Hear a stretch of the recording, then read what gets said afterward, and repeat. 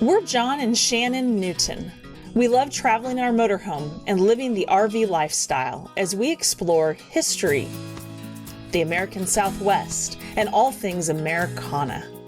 We travel with our elderly cat, whom we lovingly call Great Aunt Stormy.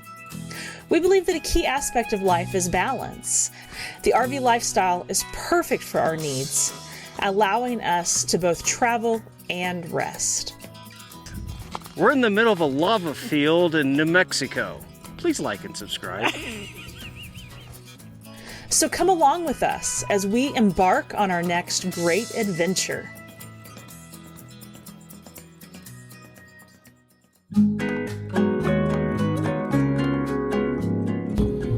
Good morning. It is a Wednesday morning and we are about to head out late morning to Bandelier National Monument, which preserves a series of valleys, canyons really, that the local Puebloan people settled in. They put caves into the cliffs and ladders and built kivas and pueblos and all kinds of things. So it's an amazing park. I haven't seen it yet. I've seen lots of pictures. I've done a lot of research on it, but I've never actually seen it. And of course, Shannon hasn't seen it either. I'm excited. It's gonna be cool. It's gonna be really, really cool. I think that it's like we can climb up ladders into like their little ancient homes, and you know I love ancient history, so I'm pumped. Prehistory is the best history. Prehistory is the coolest. All right, let's go.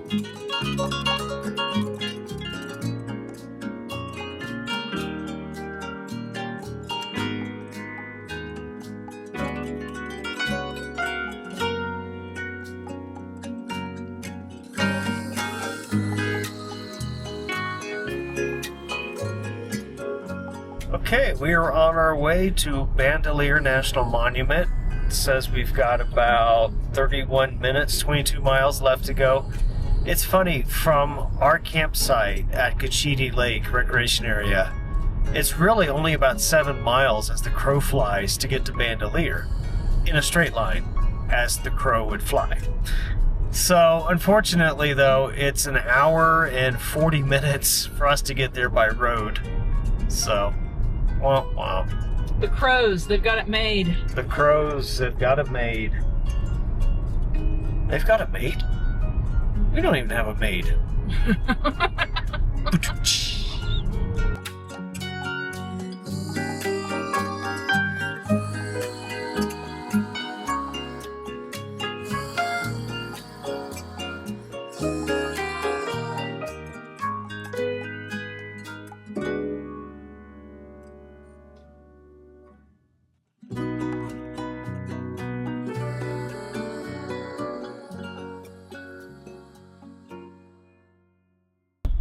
Alright, we just made it through security.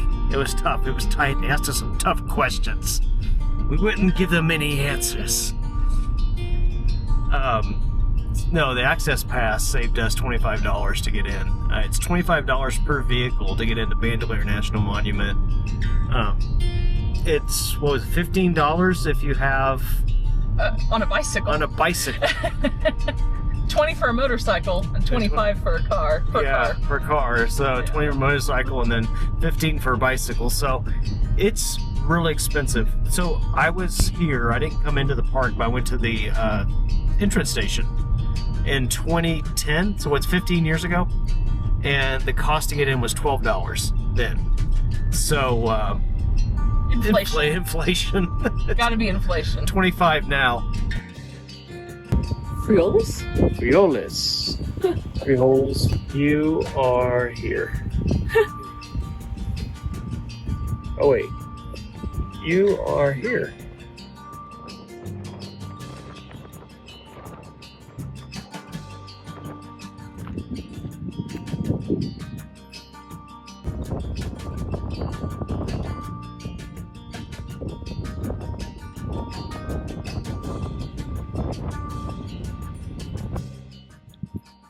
What do you think?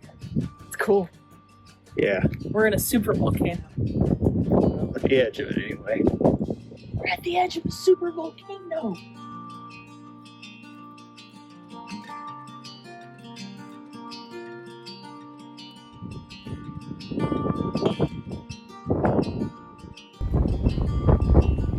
see all the way down, follow the valley all the way down. There's this cliff face that goes back towards the distance. Yeah. At the base of the cliff face, you can actually see some of the structures. So you just have to use your imagination a little bit, but it's down there. Bandelier National Monument was created in 1916 by President Woodrow Wilson. It was created at the urging of a man named Adolphe Bandelier. That's the name of Bandelier National Monument. Adolphe Bandelier was a Swiss-American naturalist, scientist, and historian. And he encountered what is now the Bandelier National Monument area, and he talked to the local Pueblo tribes and talked to them about the history of the place. He explored it with them. He explored the canyons and all the cliff dwellings, and there's so many caves in the walls of the canyons. It's amazing. And he just fell in love with the place. And so he wanted to preserve it, and that's how Bandelier National Monument came to be. Just the sheer beauty and the cultural significance to the Pueblo and people around here.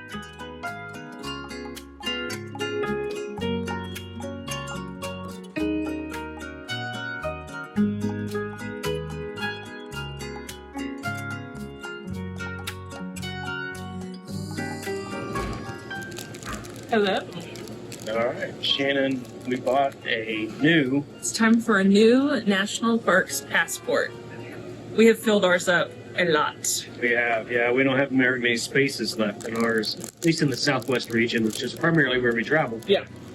And so Shannon bought a new one. We got stickers for 2025 to put on there. Yeah. Exciting. We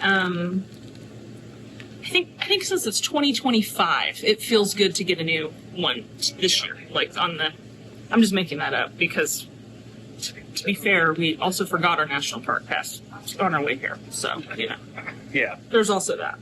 Yeah.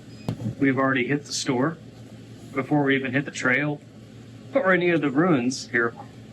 Yeah, John was like, we got to get on the trail. And then he goes, fry bread.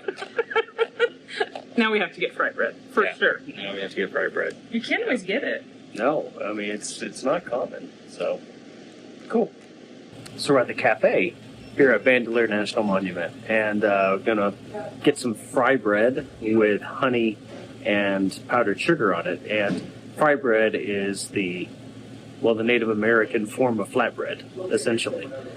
So it's like naan is to Indian food, and you've got gyros to the Mediterranean and stuff like that. Here you have fry bread. It's so good. I'm so looking forward to this. This is a really cool building. Look at the ceiling. The ceiling is cool. Yeah. They're into this beauty.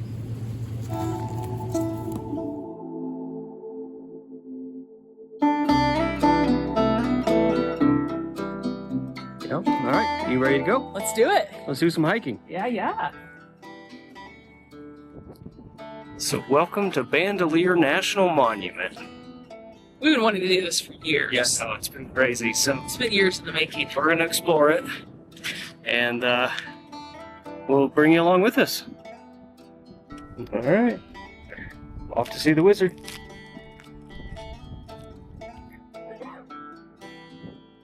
I mean, some of those literally look like windows were like carved, and they might have been. Yeah. Well, you can see where they actually carved out the caves Yeah. up there. Pretty cool. It's cool. The people settled in Frijoles Canyon are known as the ancestral Puebloan people. In the past, they would have been identified as Anastasi.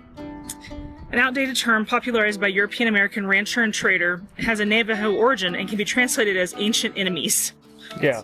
A rough name to call them. Yeah. Thus, the term is no longer used. Today, the most closely related descendants of the ancient people who lived in the Frijoles Canyon can be found in the Cochita Pueblo, which is south of Bandelier National Monument. Okay. The village of Kowani. Wow. How cool. It's only one of several large pueblos located within the National Monument. The stone walls surrounding the plaza of Tuione would have been smooth plastered with mud. The ends of rough-hewn logs or vigas were used to support ceilings to be visible, making first and second stories. Bandelier is a place that requires hiking. There is an accessible trail, a paved trail that goes a certain distance, but beyond a certain point, it then starts climbing up amongst all these cliff dwellings. What do you think of that city? It's really cool. It's fascinating. Yeah. It's bigger than I thought. Yeah. Look at how sculpted this is. These rocks. Wow.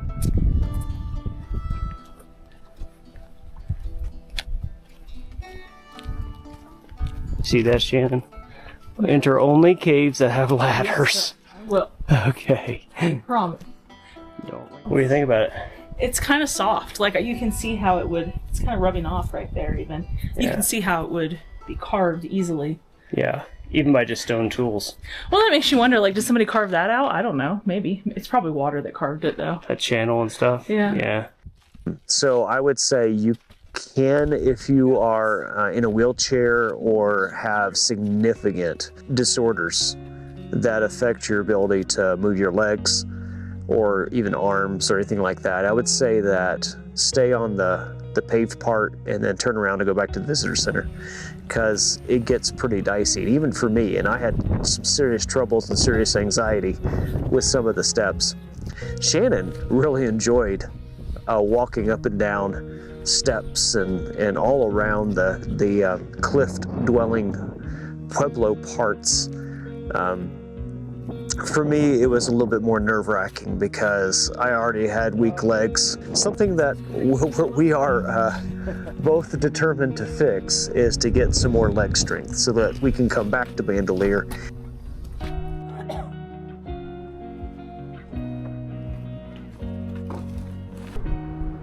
Constructed in the early 1900s. So it was constructed to see what the original buildings might have looked like. Reconstruction was guided by the original foundations and the rows of holes in the rock that were carved out to hold vigas, or roof beams. Wow. Isn't that cool?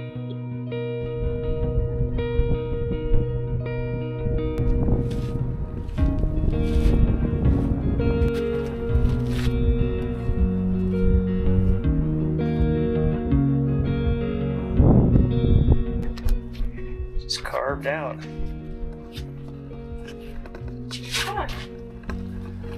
Now maybe tell that they carved this out. I think so. Look at all the pig marks. Did they make like a little design there? Or somebody did? Possibly. Little triangles? Yeah. So it's all kinds of cool things. Yeah.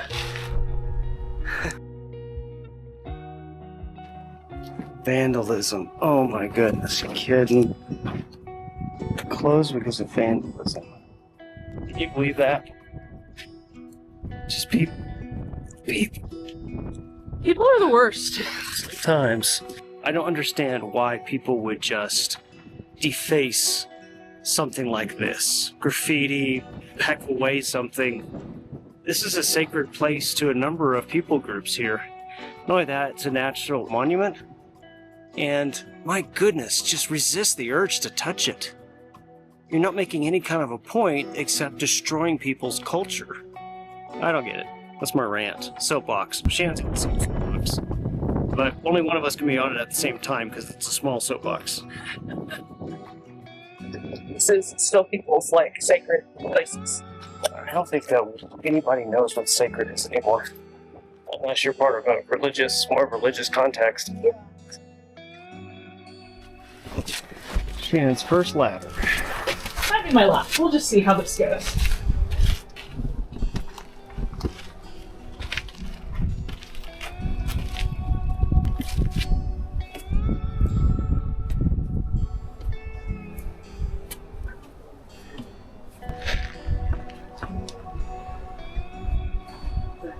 There's like little rooms up here. Yeah. I wish you could climb up. It's nice and cool.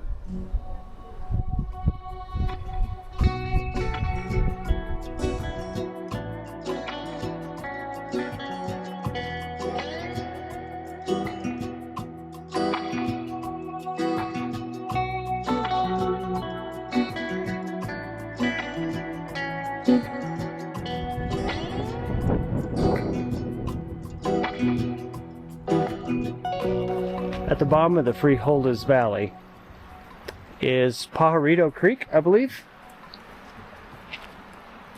which was a constant flow of water for the Native Americans who lived in this valley. It was a reliable source of water. It goes all the way from the highest point of the park, which is a mountain that's about 10,000 feet, all the way down this canyon to eventually to the Rio Grande Valley. You can tell when heck of a flood came. Yeah. They have had so many fires at the Valles Caldera and surrounding areas that the burn scar caused massive damage and flooding here to the park. They had to close large parts of Bandelier as a result, including this trail we're on.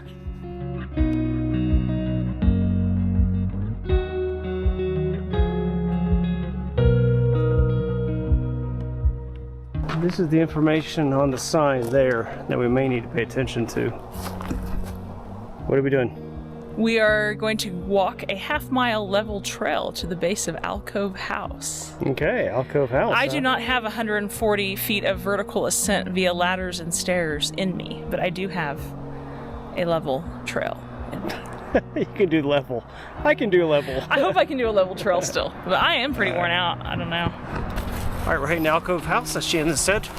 It is like the postcard image of Bandelier National Monument.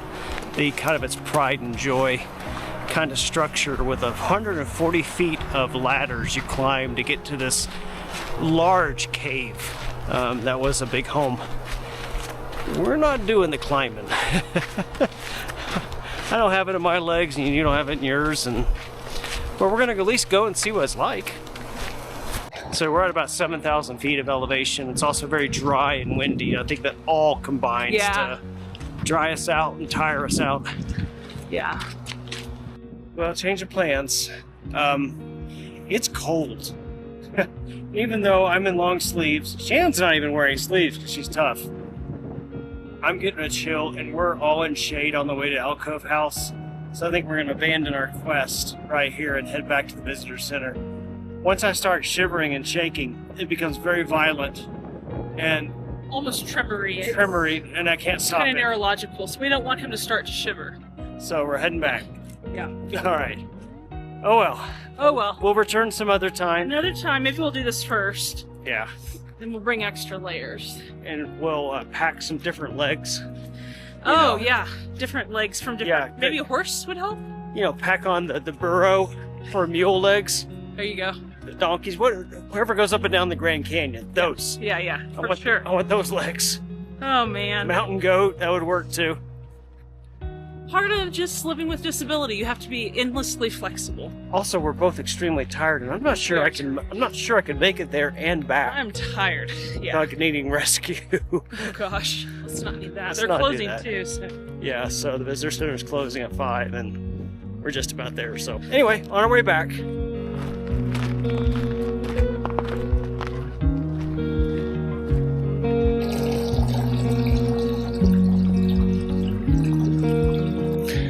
Okay. Sunshine's my friend. Keeps me warm.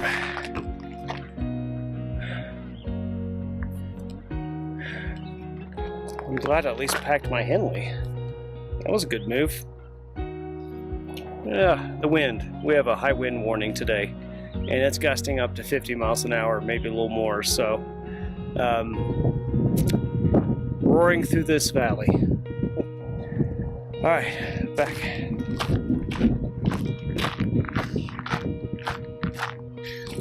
I tried to match your footsteps, and your steps are so light. I know. Massive giant legs. Giant legs. Scrawny chicken giant legs. With massive giant legs. Oh, And not very muscular right now. Wait a minute. What is this? Pets prohibited. What? Stormy is not gonna like that. Discrimination. She wants us to stay in our house with her at all times, serving her every moment, and never having guests. That's what she wants. Us to be in our house. Never leave it. Never leave it. She has very specific demands, that one. True.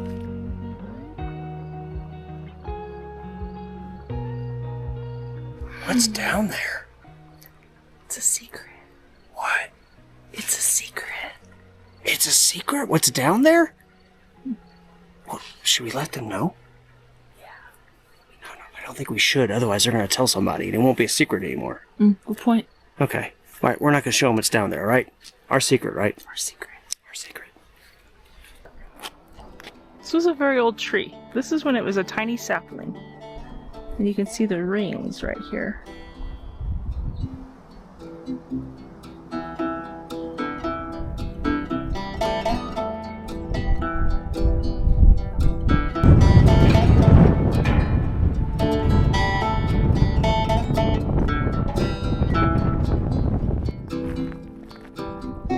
So clearly we're back from Bandelier National Monument, and I've got to say I was impressed by what I saw. I wasn't sure what to expect. Back in 2010, 2011, I pulled up to the entrance gate at Bandelier intending to see the National Monument, but then when I found out at that time that it was $12 to get in, I decided that I had a very limited budget. I think I was trying to do a, 10 to 12 day, maybe 14-day vacation on $200, and I was tent camping at the time. So I decided not to go in, but I didn't know what I was missing. So when we passed through the entrance gate and actually got in, the drive down is incredible. It's also very anxiety inducing because you basically follow a cliff edge all the way down to the visitor center. But once we got there, the buildings were incredible. The setting was incredible. The valley was incredible. Everything was amazing. Bandelier is one of those places that is just amazing.